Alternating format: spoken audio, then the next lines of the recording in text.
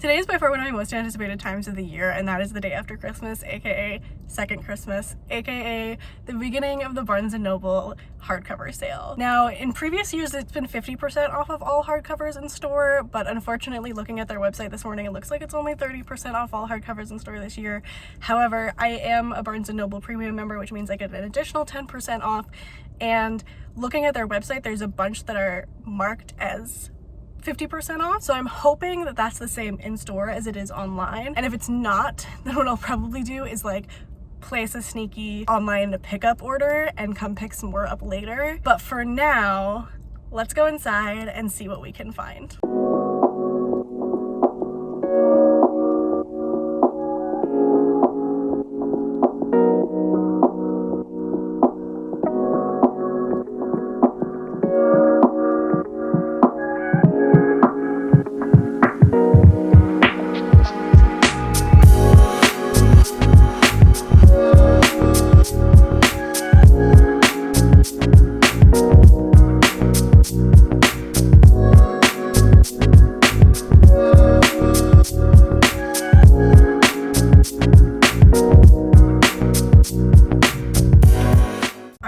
I'm back. I think I scored pretty good, and I was correct that books that I was eyeing online that were marked as 50% off were 50% off. They weren't like marked with a sticker or a sign or anything that they were 50% off, but when I went and looked at my receipt, the two that I had grabbed that I had been eyeing online before as 50% off were 50% off. So you don't have to worry about them like tricking you with anything like that. So I think I scored pretty good. Let's go home and I'll show you what I got. All right, we're home. Let's dive on in and see what we got. So I ended up coming home with 6 books and spent right on $100, which isn't like the most amazing deal in the world, but with the price of hardcovers these days, I think it's still pretty decent. And I'm really happy with my picks. I feel like I got a good variety of books, and I'm excited to read them all. I'm also mostly a romance reader, and so sometimes going into a hardcover sale like this is like not the most exciting thing in the world, but I feel like I've been broadening my horizons a lot more recently, and these books are going to help me broaden my horizons more as well.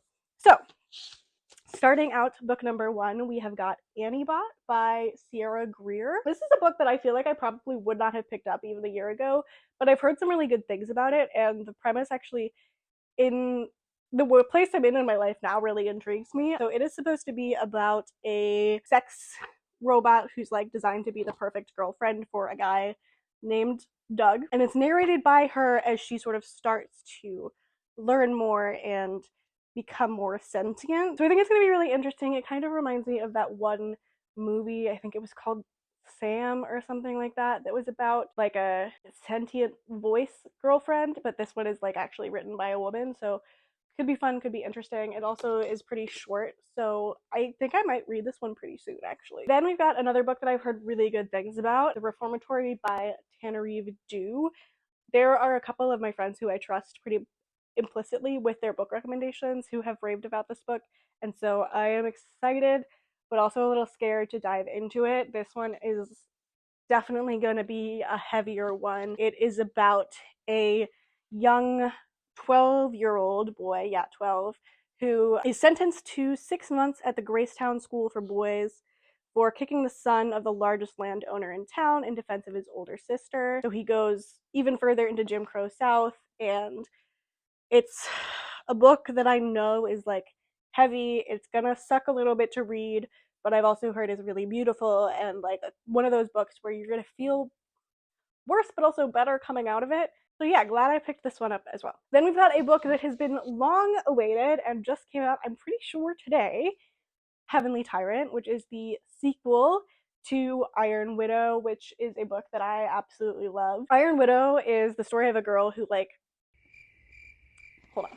This is Iron Widow, which is the first book in the series, and it is the story of a girl who leaves her hometown in China to be paired up with the pilot of like a fighter jet, and basically the fighter jets feed on the energy of the girls and their pairs, and it ends up with like her coming into her power and blowing things up a little bit. And then this book picks up where we've left off right as things sort of blow up, and so I am super excited to see where things go. I also have the audiobook for this thanks to the Libro FM influencer program, and so I will probably tandem read it, which I think is going to be a good time. I really like tandem reading fantasy books, audio and physical copy. I think it just helps me get through it a little bit better. And especially with a book like this one where there's a lot of names that are unfamiliar to my ear, it's nice to be able to hear those names as well.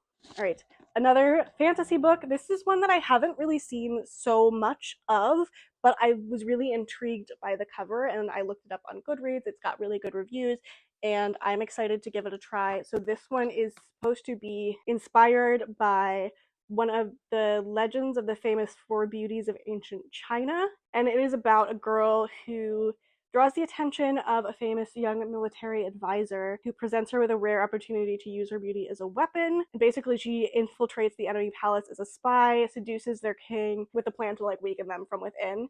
And so, from what I hear, it is like a really feminist, fun story. I read a little bit of the first chapter. It's in first person, which I feel like is a little bit abnormal for fantasy books like this, and I really appreciate because I like reading books in first person. So I'm excited to give this one a try, and because everything has got freaking sprayed edges these days, it's got some pretty gorgeous sprayed edges as well, and the inside is really beautiful as well, the end papers. And then finally, I grabbed the Barnes & Noble exclusive editions for One Dark Window and Two Twisted Crowns, the Duology by Rachel Gilling. I have not read these, but I've heard really good things about them from a few people that I trust implicitly.